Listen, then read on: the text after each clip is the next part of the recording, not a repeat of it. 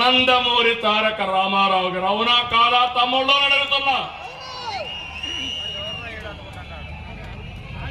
రాష్ట్రానికి రాబోయే రోజుల్లో తెలుగు గంగ, కేసీ కెనాల్, హంద్రీ నీవా, గాలేరు నగరి, ముచ్చుమర్రి ఇలాంటి ప్రాజెక్టులన్నీ మనమే ప్రారంభించాం. వేదవతి, అలగనూరు, గండికోట లిఫ్ట్ కూడా మనమే ఆ రోజు తీసుకొచ్చాం. అన్నమయ్య ప్రాజెక్టు కొట్టకపోతే ఆనాటి పాలకులు పట్టించుకోలేదు.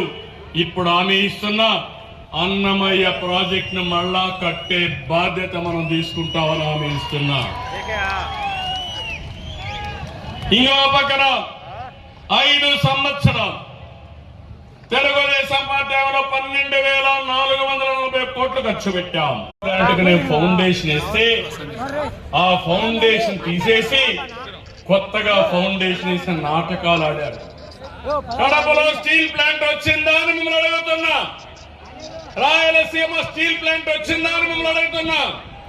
మీకు కావాలన్నా లేదా అని మిమ్మల్ని అడుగుతున్నా. కావాలంటే చేలు పైకెత్తండి. ఇప్పుడు హామీ ఇస్తున్నా. 12వ తారీఖు 1 సంవత్సరం అవుతుంది.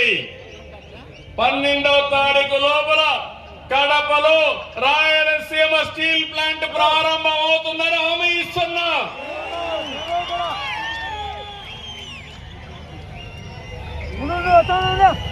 దీనివల్ల ఫేజ్ 1 లో 4,500 కోట్లు కడప హాజ్ హౌస్ ని పూర్తి చేసి మీ అందరికి అందుబాటులో తెస్తానని చెప్పి కూడా నేను మీకు తెలియజేస్తున్నా. లేపాక్షి ఓర్వకల్ కారిడార్ లో defence, aerospace, electronic city, automobile, drone city, green energy ప్రాజెక్టులు తీసుకొస్తా. రాష్ట్రాన్ని అభివృద్ధి చేసుకుంటున్నాం. పోలవరం ప్రాజెక్టు డయాఫామ్ వాల్ని గోదావరిలో కలిపేసే పరిస్థితికి వచ్చారు. తిరిగి ఒకటి ఆలోచించాను. పోలవరం రాష్ట్రానికే ఒక వరం. అందుకే కేంద్రానికి చెప్పాం. ఈరోజు పోలవరం ఘాటిన పెట్టామని చెప్పి కూడా నేను మీకు తెలియజేస్తున్నా. 12,150 కోట్ల రూపాయలు ఇచ్చారు. ఈ కడప సభలో హామీ ఇస్తున్నా.